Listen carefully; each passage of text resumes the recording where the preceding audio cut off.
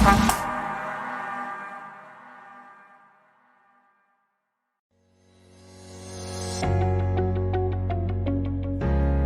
itu pemimpin merdeka belajar? Halo, saya Buki Setiawan, pelatih program Pemimpin Merdeka Belajar. Setelah membahas tentang siapa itu pemimpin, sekarang kita menukik lagi membicarakan tentang pemimpin merdeka belajar. Siapa itu pemimpin merdeka belajar? Pendapat yang sering muncul adalah pemimpin yang bebas menggunakan kewenangannya.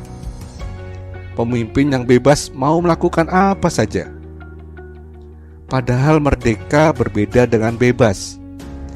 Bebas adalah kesempatan yang seluas-luasnya melakukan tindakan yang diinginkan. Merdeka adalah kapasitas mengatur diri sendiri dalam menjalankan suatu tanggung jawab. Karena itu, pemimpin merdeka belajar adalah pemimpin yang mengatur sendiri proses belajarnya sesuai kebutuhan sebagai seorang pemimpin. Mengapa penting seorang pemimpin menjadi merdeka belajar? Dalam podcast sebelumnya sudah kita bahas bahwa pemimpin adalah penggerak perubahan pendidikan. Ia mengantisipasi perubahan di internal dan eksternal sekolah, yang tentu butuh perubahan pada diri sendiri. Menjadi pemimpin berarti siap melakukan perubahan secara berkelanjutan. Karena itu, seorang pemimpin butuh mengembangkan kemampuan merdeka belajar. Mereka yang menjadi pemimpin merdeka belajar mempunyai 3 ciri. Pertama, komitmen pada tujuan. Kedua, mandiri terhadap cara.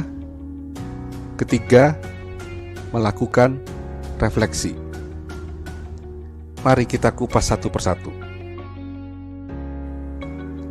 Komitmen pada tujuan.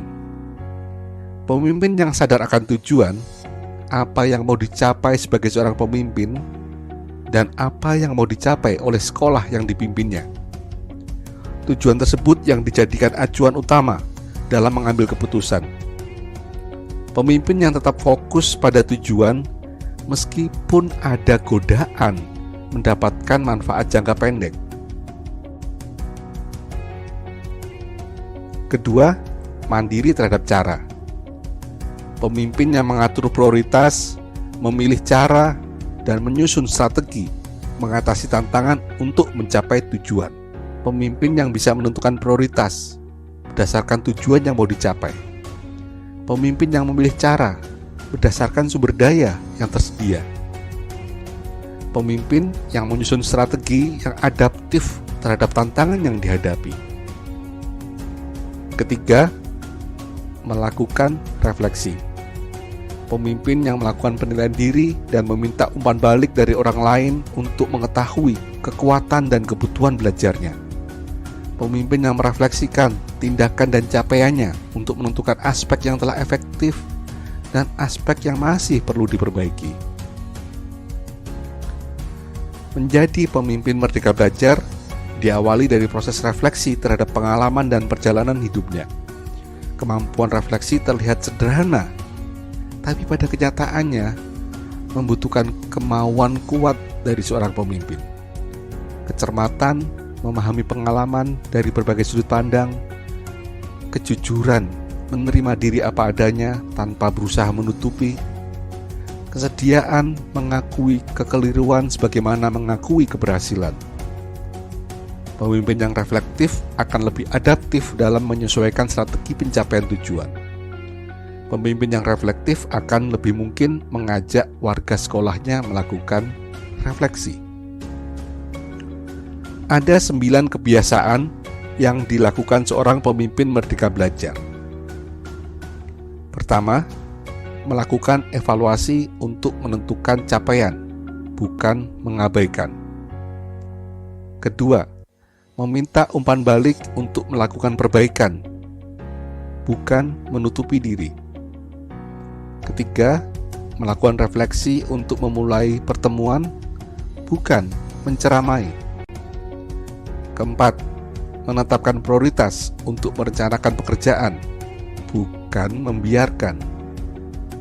Kelima, mengajukan pertanyaan untuk mencari tahu, bukan menguji.